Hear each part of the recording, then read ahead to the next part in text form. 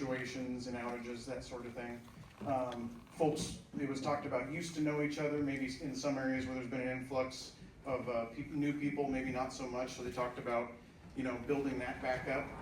Also talked about maintenance of the property is really important. Folks are really hoping that their neighbors and themselves are maintaining the roofs without need, you know, fir needles on it, their trees, all that. EWEB's definitely available. I'll plug our vegetation folks back here if you want to learn more about our tree trimming programs. And that brought us to talking about the Firewise program with the county and the ability to get help with that. So I urge you, if you're interested in that, to look into it. As far as storms go, communication was a big topic, and I'd say one part of it was around cell towers not working and hard to get information, but I think a major part of it was getting information from EWEB about outages and restorations and that sort of thing. Interesting conversation for me, because I get the honor, I'd say, to be usually your incident commander in some of those events for the electric side, so was able to test some kind of messaging, and what we kind of talked about was the understanding that it's kind of, as Frank likes to use the analogy, we'll have this perfect puzzle on the table of our system, and then in a storm we wipe it down and all the 1,000 pieces go down, so it's kind of chaos the first few days to get lines out of the road and access.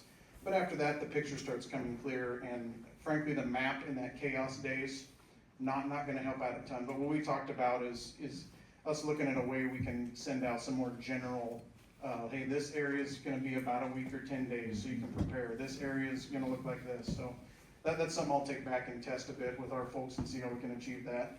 And then smart meters came up in this regard as well, kind of a split house at our table. You talked about that in the beginning, about EWEB will start deploying those up here after some communication upgrades. And we talked about some of the benefits of us being able to know your outage, you're in an outage before you do sometimes, if you're sleeping or not even here. And then also some of it around the billing help it gives and not having to rely on manual to do that. And then we also did have some concerns both about, you know, the term kind of glitchy came up, kind of just unfamiliarity, and then that also brought up some folks at our table outright concerned about it. So we talked about, you know, how you can research that, get information, and kind of make that decision yourself. The second topic, transportation, definitely the main one around, especially that lee shore to the dam area, and worried about semi-truck traffic, you know, the concerns about landslides, the efficacy of the road.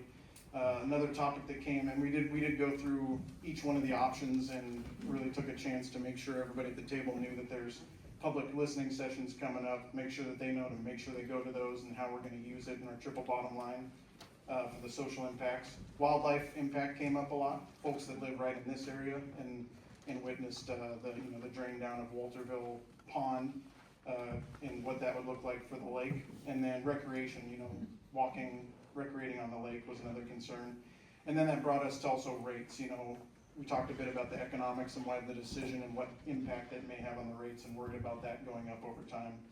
And then the last one that Mark also mentioned was reiterated around, hey, why is the power not important enough to keep for this part of the system? And so we did talk about some of the, you know, how much we pay for that versus when we buy it from on the wholesale market, kind of how it interacts, as Mark said, with the power locally, but was a concern. So found it really useful. I really appreciate the conversation at the table.